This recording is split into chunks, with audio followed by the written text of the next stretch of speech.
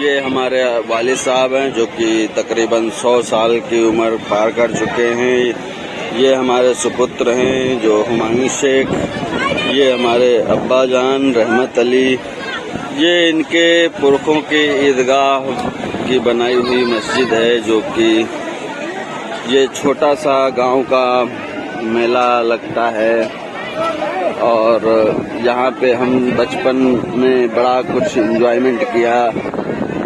Life की बहुत यादें जुड़ी हुई हैं यहाँ से हमारी, क्योंकि जैसे हमारे सब के लिए यही सब कुछ होता था एंजॉय करने का। हम लोगों को बेसब्री से इंतज़ार होता था कि कब ईद और बकरीद और ताजिया का मेला देखने को मिले, कब जल्दी से आए, बेसब्री से इंतज़ार रहता था। लेकिन कुछ आज के ये हिस्से और पहलू हैं कि सोशल मीडिया, इंटरनेट और आधुनिकता ने कहीं खुशी को छीन लिया है। हम लोगों के बीच से खुशियाँ गुम हो चुकी हैं, खो चुकी हैं। तो इस तरीके से अब वो मज़ा नहीं रहा जो बचपन में हम लोगों को था, क्योंकि जो खाने पीने का सामान थे, स्वादिष्ट व्यंजन, वो कभी कभार मिलते थे जब कोई मेहमान आता था या कोई तीज त्योहार होता था या शादी बारात होती थी। बाकी के दिनों में बिल्कुल नॉर्मल सा भोजन, वही कुदरती नेचुरल और सादा भोजन, घी, शक्कर, दूध, मट्ठा, दही, छाछ, यही सब हुआ करता था। लेकिन भैया ये चीज़ें नहीं होती थी जो सॉफ्ट वाली चीज़ें हैं, जो डिब्बा बंद चीज़ें हैं। मैगी, पिज्ज़ा, बर्गर, ये सब कुछ भैया हम सुने ही नहीं थे। ये तो हम जब पैदा हुए तो बड़े हुए, फिर बड़े होने के बाद जब बहुत ज़्यादा बड़े हुए तब ये सामने आया। और इन दिनों पे एक प्रचलन था कि जब कोई फेस्टिवल होता था तो वहाँ पे कुछ गांव के ही पैसे कमाने के चक्कर में छोटे बच्चे गुब्बारे बेचते थे और व्यापारी बनते थे, यानी कि ढेर सारा पैसा कमाने के चक्कर में वो पैकेट लेके आते थे। जैसे कि हमने भी बहुत बार ट्राई किया कि एक 12 रुपए का गुब्बारे का पैकेट लिया और उसमें सेंठे की एक डंडे में टांगा फुला के मुंह से फुलाने का तरीका था। तब ये कोई दूसरा आधुनिक कोई तंत्र मंत्र नहीं था। फिर उनको बेचा जाता था, उसमें से बहुत सारे फूट जाते थे जिसमें कई बार 5 रुपए 6 रुपए मिलते थे नफा के रूप में, और कई बार घाटे का सामना भी करना पड़ता था।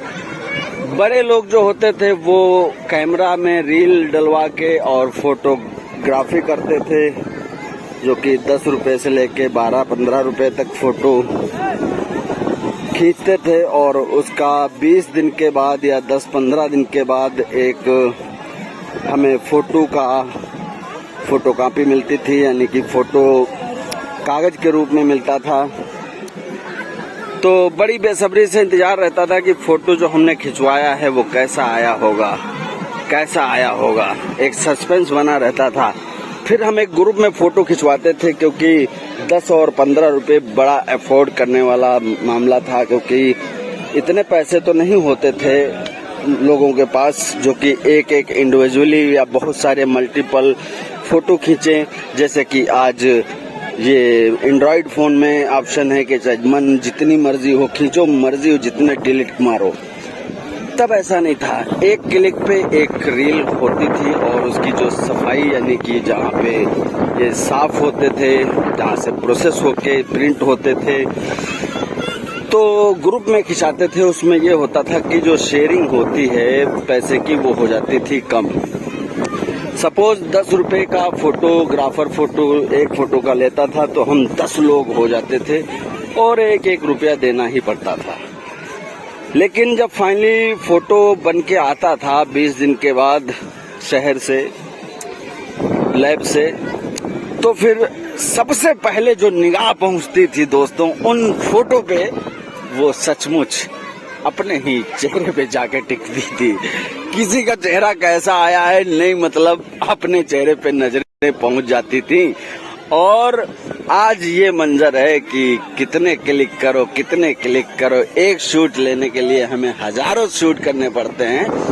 लेकिन बहुत बड़ा तब्दीली आई है, बदलाव आया है, क्योंकि दिन बदल गया रूप। धरती, सोना, चांदी, ये सब हैं सिक्के के एक ही पहलू, और हर अनछुए उन पहलुओं पे आप बारीकी से जानते होंगे जो 1980 के पहले यानी कि जन्म उनका हुआ है।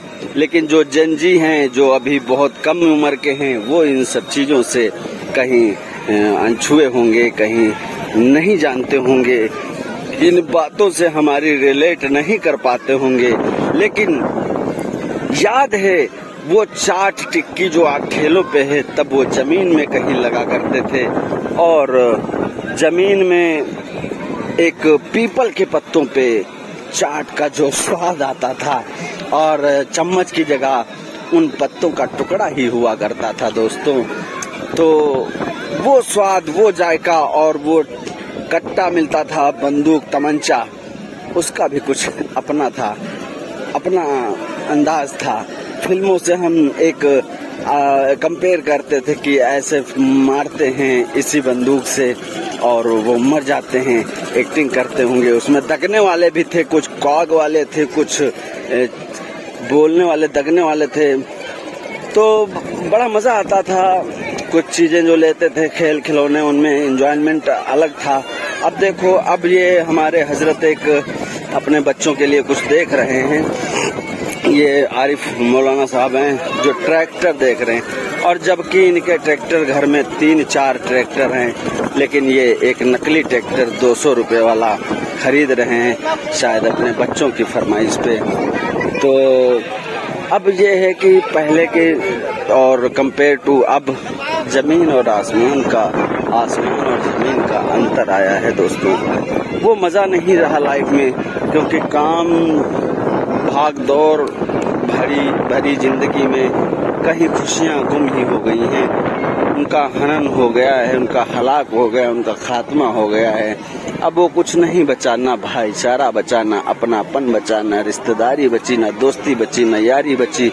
अब केवल निशानियां रह गई हैं, और निशानियों पे बस केवल ये कैमरे में कैद करके उन आने वाले नस्लों को दिखाने मात्र भर के लिए है। क्योंकि जो एक समाज था, जो एक एकता थी, जो एक त्योहार का जायका था, नहीं रहा अब वो, अब सिमट के रह गया। क्योंकि दोस्तों, इतने बड़े मेले, जितना बड़ा कि आप मेला देख रहे हैं, जितनी संख्या देख रहे हैं, इतने बड़े मेले एक गली और मोहल्लों में रहते हैं। एक चौराहे पर इससे ज़्यादा कहीं भीड़ आपको देखने को मिल जाती है। इससे ज़्यादा खाने पीने की चीज़ें, संसाधनों की चीज़ें आपको एक चौराहे पे, तिराहों पे मिल जाती है, एक नुक्कड़ पे मिल जाती है।